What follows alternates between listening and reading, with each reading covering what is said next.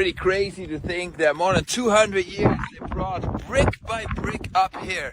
Guys, remember, there was no trucks or anything. And it's insane when you think about this. This castle is huge, as you can see, and it's on top of a mountain. The views are phenomenal. And then here's a funny fact about it: the castle is never finished. Long story short, I'll send you the whole thing. But yeah, they never finished this whole big project, but it's now number one, or maybe one of the best and coolest things to come see. Yeah, we back. Now today's gonna be a different type of video.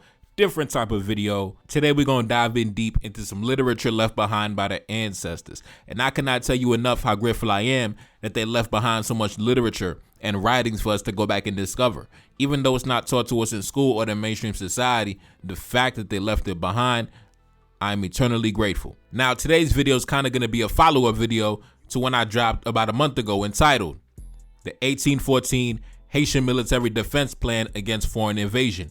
And in that video, we went into a document that came out towards the end of 1814, which essentially was a step-by-step instruction manual on how the nation would defend itself in the case of a foreign invasion. If a foreign power decided to militarily invade the country, what would be the course of action that was taken? And that was a step-by-step guideline. That document was written by Dessalines and Christophe. Dessalines originally wrote it back in 1805, and Christophe later down the line added more things onto it years later when he was king of the north. Now, all these documents, all these articles can be found in the Royal Gazette of Haiti. And the Royal Gazette of Haiti was the national newspaper under the regime of King Henri Christophe, the Kingdom of Haiti, right? The Royal Gazette of Haiti was essentially the state-sanctioned media, the state-sanctioned mouthpiece and publication of the monarchy. It was active from 1807 to about 1820. And of course, back in those days, we didn't have radio, we didn't have television, we didn't have YouTube, social media. So it was newspapers, it was the printing press. So it was through the state-owned newspaper that was the platform that was used to communicate laws, to give out royal decrees, and essentially disseminate the news. It was a way for the regime to not only communicate with the citizens, but also communicate with the world as well. So yes, back in those days, fresh out of slavery, we had our own printing presses, distributing our own books, pamphlets, newspaper articles, everything. So today we're gonna go to the article that came out back in, I believe, July 17th, 1816.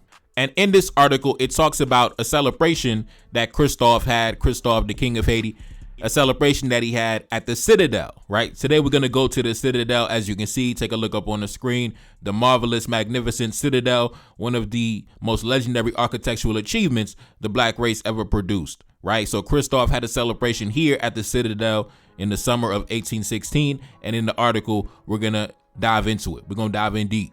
Now, before we get into the article, I wanted to set the scene and set the stage of what was going on back in 1816, right? Now, around this time, I believe Christophe was about 48 years old. And at this point, he's been the supreme ruler of the North for about 9 years now. But let's start back from the beginning. So Christophe, born around the year 1767, born into slavery, born into bondage, unfortunately, somehow makes his way as a young boy over to the French colony of Saint-Domingue. And once he arrives in Saint-Domingue, which is modern day Haiti, he is of course enslaved and placed under the service of a French naval officer. And it's with this French naval officer that he's gonna make his way over to the United States during the American War of Independence. So as a young teenager, Christophe was there during the American War of Independence. He was in Florida, he was in Georgia, and it was through his military service as a teenager, that's how we gained his freedom when he came back to the colony as a young man. Of course, as you already know, the French military provided assistance to the American colonists that were fighting for their independence. So that's why you had Christophe having experience in both the American Revolution and the Haitian Revolution. So boom, so Christophe comes back to the colony as a young man. He meets his wife, whatever. He's a free man, so he's working a job, he's working at a hotel. So he's in a better position than most on the colony, even though he still has to deal with the discrimination that comes along with the colonial period. Boom, fast forward to 1791, the rebellion breaks out. Christophe quickly rises up the ranks in the rebel army, and he becomes a lieutenant under Toussaint Louverture. And all through the 1790s, Christophe would be engaged in battle against a variety of militaries, from the Spanish military, from the British military to the French military. Even during 1799, when the Civil War broke out between the black generals in the north and the mixed race generals from the south, Christophe was active in all these military engagements. And I believe it was in the year 1802 when Toussaint Louverture had named him as the commander-in-chief of the northern section of the colony, right? So it was in that year that Toussaint named him the commanding general of the north. And essentially, he would rule in that capacity until the day he died in 1820. By the year 1803, I believe we already know, Toussaint Louverture, he was captured by the French colonial military and he died in prison. 1804, independence was declared, with Christophe being one of the signatories on the document. 1805, under the orders of Dessalines, construction begins on the Citadel, along with a variety of different military fortifications around the country. But the Citadel was the crown jewel. The Citadel was the main event. 1806, Dessalines unfortunately is assassinated, and this leads to a power struggle between the two main ruling factions in the country. The black generals from the north, mainly those who came from the sugar plantations, versus the mulatto generals from the south, those who were educated in France, those who were the sons of the European colonists. That led to a power struggle between the two factions. Now, the mulatto generals wanted to put a black face in power while they ruled from the background. And that black face they wanted to choose was Christophe, because Christophe had the respect of the military. Christophe had the seniority in the army. So he would be a good, figurehead while they ruled from the background, because these guys were the ones that inherited a lot of the property left behind by their fathers. So Christophe, being the man that he said, I'm not going to be a puppet for nobody. So Christophe went back to the north, his headquarters in the north, gathered his military, marched back to the south, and attacked the mulatto generals in the south. Unfortunately, this led to a military stalemate. Neither side claimed a victory, so Christophe went back to his headquarters in the north and established his own sovereign territory, entitled the Kingdom of Haiti. And the mulatto generals went back to the south and established their own sovereign territory, entitled the Republic of Haiti. And the nation would be divided in this manner until Christophe died in 1820, and the mulatto generals would end up not only taking over the north, but end up taking over the Spanish side as well, right? So the mulatto generals ended up taking over the entire island after Christophe died. But anyways, let's go back to 1816. So back during this time, back in 1816, Christophe was at the height of his power. During this time, he's living in the palace of Sanssouci, the most magnificent building in all of the Caribbean. And not only was it his personal residence, but he would also hold lavish events, diplomatic audiences, musical performances, the royal court. Everything was lit in the palace, right? When it came to the economy, heavily based on agriculture. During this time, the agriculture was booming. Not only did we produce enough food to feed the entire population, but also we had excess to also sell on the international markets. And the economy was heavily based on sugar, coffee, cocoa, things like that. And the farmers were able to actually enjoy, I believe, 1/4 of all profits made were given right back to the farmers. When it came to the education system, Christophe was the first to establish universities and colleges in the country, right?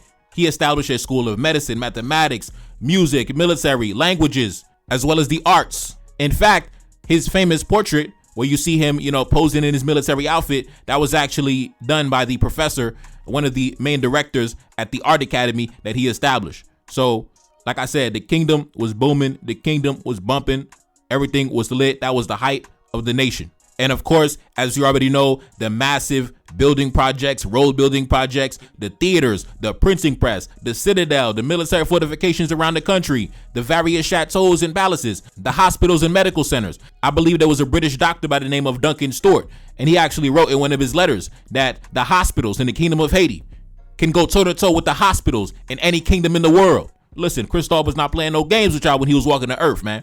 But anyways, we're going to jump into the article that came out in the summer of 1816 that describes Christophe's celebration at the Citadel, right? This was his feast day celebration, not his birthday, but his feast day. So, back in those days, you celebrated your birthday, and in the culture, in the Kingdom of Haiti, when you're a high-ranking official, you also had a feast day. So July 13th or July 15th was Christophe's feast day, but his birthday was sometime in October. So let's jump into the article talking about Christophe's celebration at the Citadel, July 17th, 1816.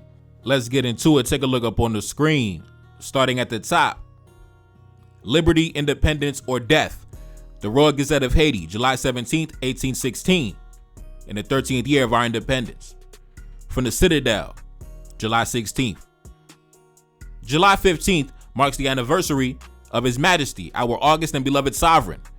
It was celebrated as usual with pomp and magnificence throughout the kingdom, but this year it was celebrated with more splendor at the Royal Palace in the Citadel, where His Majesty had been staying for quite some time. At daybreak, His Highness, the Prince Royal, accompanied by His Highness, the Royal Prince Eugene. So these are Christophe's sons, right? The Prince Royal accompanied by Prince Eugene, that's his brother. Now let's continue. The Prince Royal and Prince Eugene gathered to celebrate the feast, and they quickly left Sanssouci, that's the palace, and climbed the rocks to the Citadel in order to present His Majesty their congratulations and respectful homage on the occasion of his feast day. When all of the knights of the order were gathered in the throne room, arranged by the masters of ceremonies according to their ranks and seniority, His Majesty Christophe finally appeared with the royal prince at his side and was welcomed amidst the most lively applause and cries of "Long live the king!"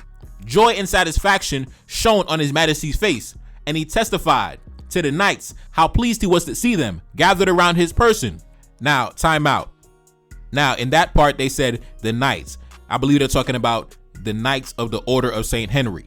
These were elite military officers, trusted commanders, high-ranking government officials that were very close to Christophe, that proved themselves to be loyal, disciplined, capable. This was Christophe's inner circle, right? Many of them veterans of the Haitian Revolution themselves, men who had fought for independence and stayed loyal to Christophe throughout it all, right? When Christophe came back to the north in 1806 and established his sovereign territory, they were the ones that came back and followed him to the north, right? The ones that stood by his side through it all, right? So in order to become a knight, you had to prove yourself to be extremely loyal, extremely brave, capable, proving yourself in battle, right? Proving that you would die for the king, commanded troops in battle, highly disciplined, very, honorable. You had to be a very high quality black man in order to become a knight of the Order of St. Henri, right? You are part of the black elite of the North. You are trusted to help build, protect, and defend and govern the kingdom alongside Christophe. See, Christophe was at the top, but the Knights of the Order of St. Henri, they weren't too far behind. Now, let's continue. At this moment, the Count of Henri came forward and respectfully delivered the following speech to the king. He said this: "Sir, filled with feelings of the deepest gratitude for the greatest efforts that your Majesty has never stopped to make for the happiness of the Haitian people, your faithful knights of the Royal and Military Order of St. Henri come on this great day, the anniversary of the feast day of your Majesty, to place at your feet our vows, our homage, and the assurance of our boundless devotion and loyalty to your person.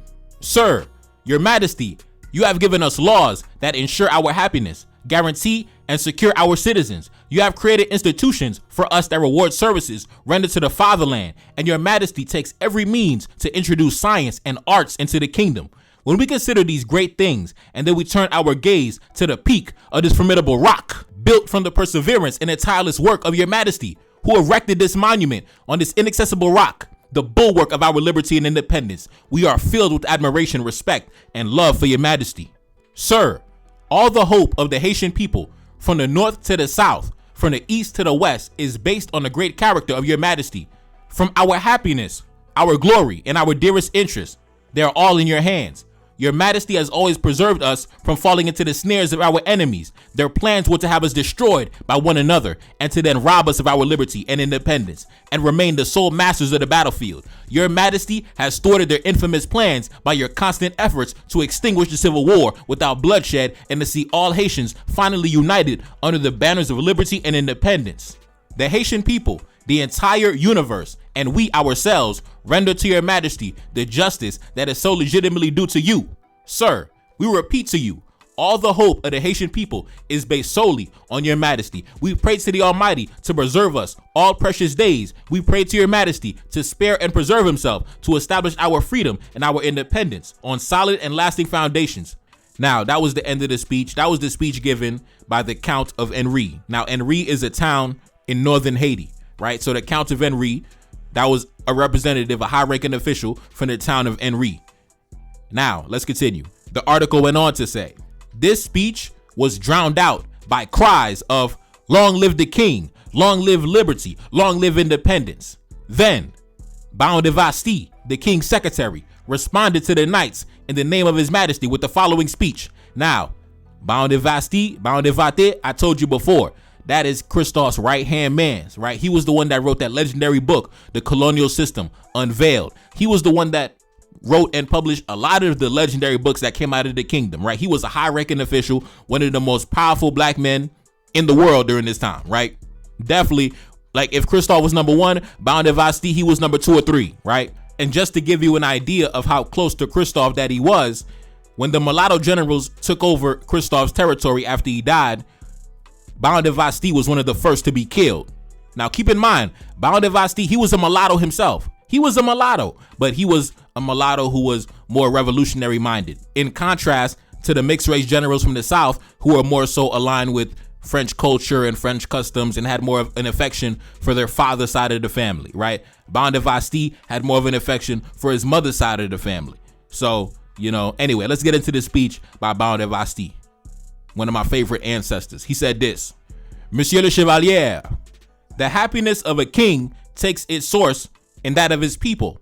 His prosperity, glory, and the mutual interest of one and the other are so linked together that they are inseparable. So we therefore receive the wishes you express for our happiness with the deepest gratitude, especially since that of the people and your own are included within it. Knights, it is as a sovereign chief, the Grand Master and founder of the Royal and Military Order of St. Henri, that we must retrace for you in such a solemn circumstance your duties and the noble object of this sublime institution which we created to reward merit and justice.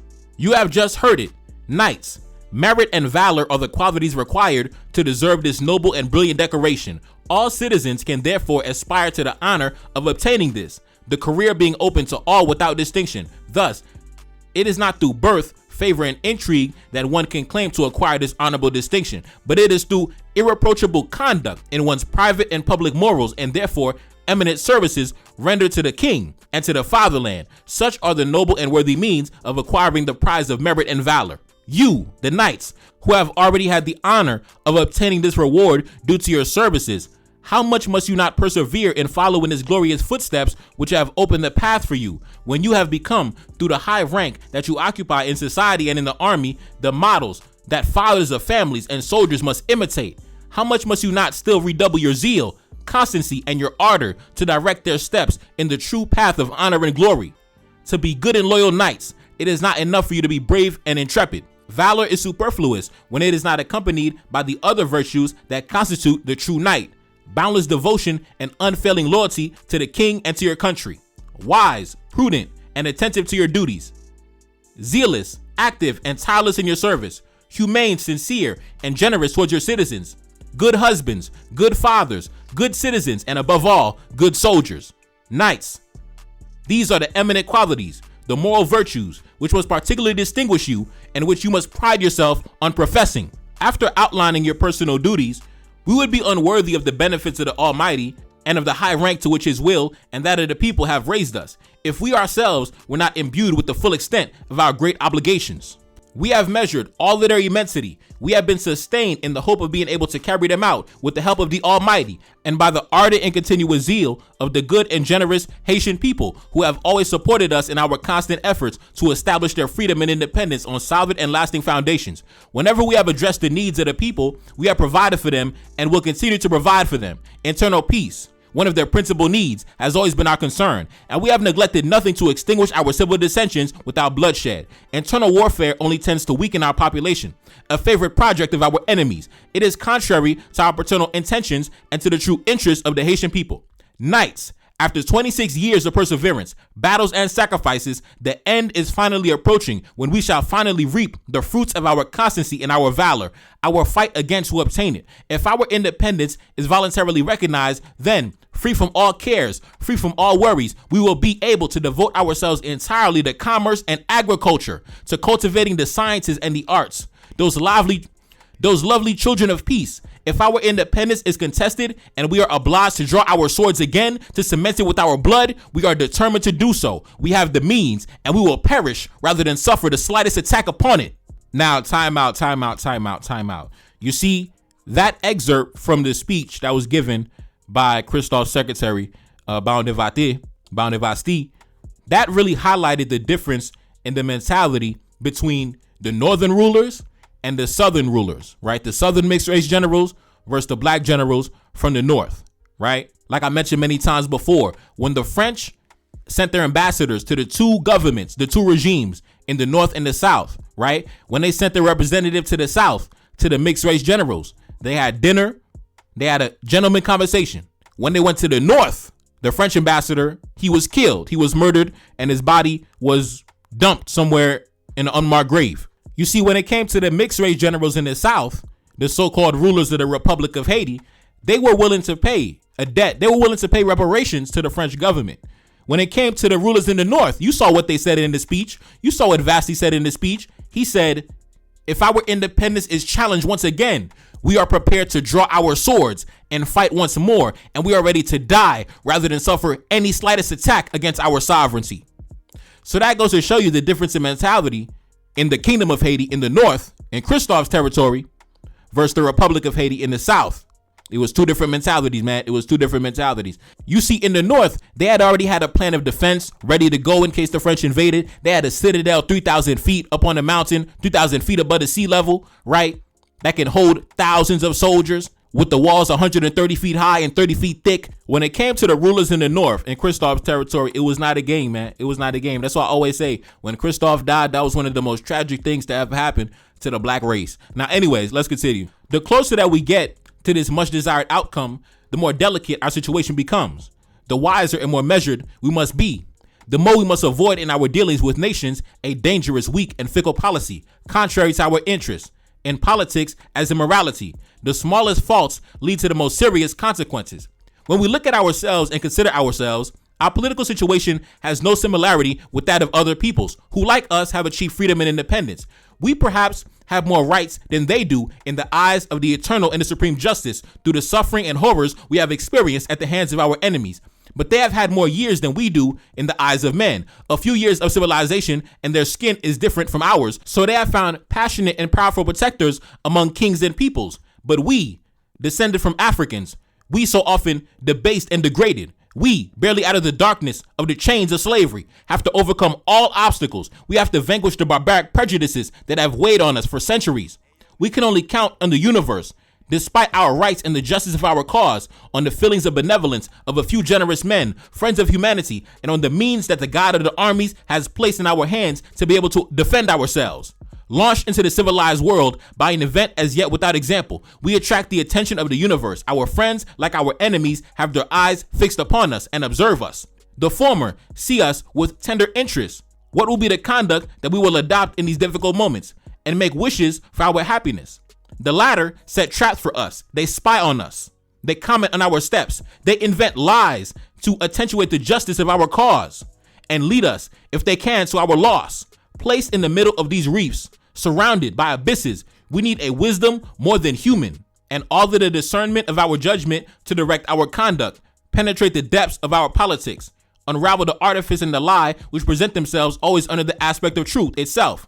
What people, what king has ever found themselves in such difficult circumstances? What people, what king has ever had such great obligations to fulfill as we do towards our future generations, our fellow men, and to ourselves? How guilty we not be in the eyes of the world, in our own eyes, if through a lack of wisdom and foresight we were to fall into the traps of our enemies, straying from the true path that we should follow. How much regret and reproach would we not have to make to ourselves if by our conduct we provided them with weapons to fight us? We would cause their triumphs and their joy and the shame and pain of the friends of humanity. Knights, you have gathered to celebrate our festival.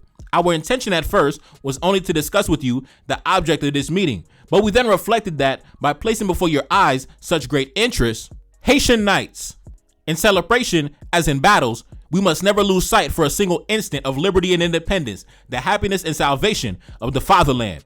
Long live liberty, long live independence. Now that was the end of the speech. Now the article continues and says, the speech was covered with cheers and the thousands of repeated cries of long live the king, long live Henri I. The ceremony now over, there was a splendid meal where the knights burst into joy.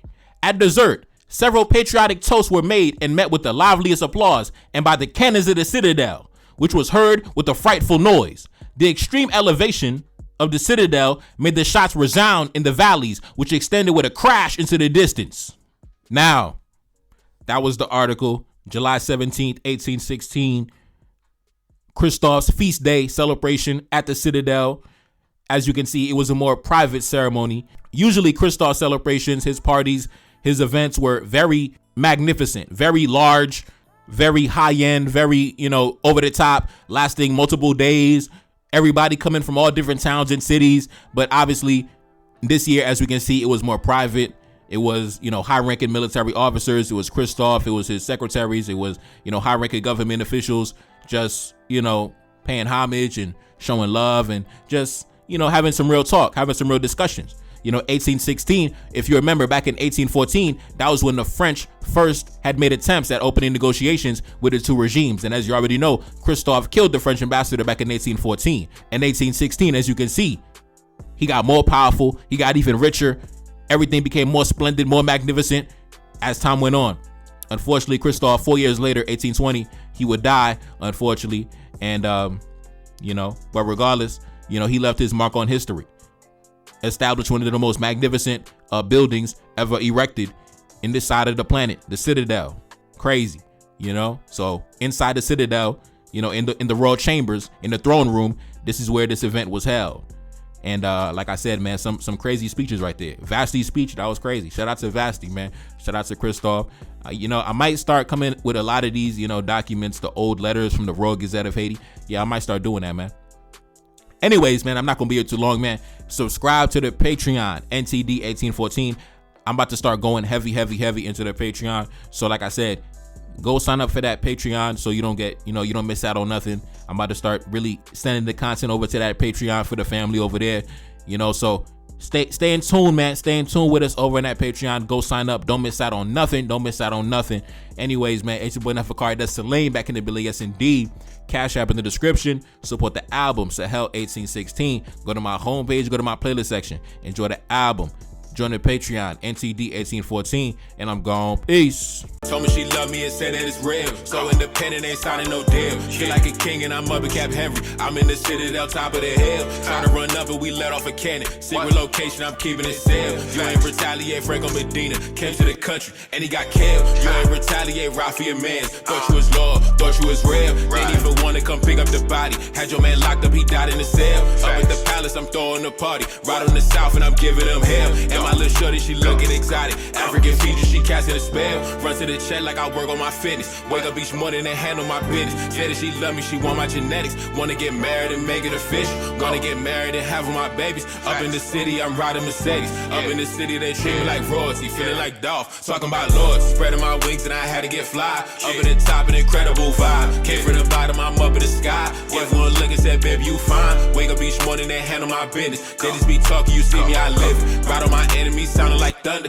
1804, got that shit in my spirit. 1804 when I step in the building. 1804, that's word of my mother. Rock my women and die for my brother. Never gon' fall when I'm deep under pressure. Tell them we back and they better accept it. Move like a king, every step is divine. Ride on my enemies with no exception. Taking revenge and I'm taking what's mine. Pour up a drink and it's time that we toast. Watching my back, keep my enemies close. Only the family, I stick with my brothers. Cannon's position outside of the coast. Heavy artillery for the protection. Move like a general, stick to the code. Feel like a king when I'm up in the north. Beautiful women, they trying to get chose. Launch an invasion all over the south. Capture the capital with all my woes. Look at my energy and my demeanor. Dripping that ice and that's head to my toes. Lately I'm flexing all on the Americans. Flexing my muscle on missing my road. Just got a carriage just coming from London. Boy, that shit cash, I ain't taking no loans. Boy, that shit cash, that's fresh on the boat. Enemy know I got millions in gold. Enemy know I got choppers and cannons. How did I do it? They can't understand it. How did I do it? It's cause I'm relentless. Call me King Henri, my name is cemented. Call me King Henri, I'm up in the palace. Call me King Henri, I'm raising the status.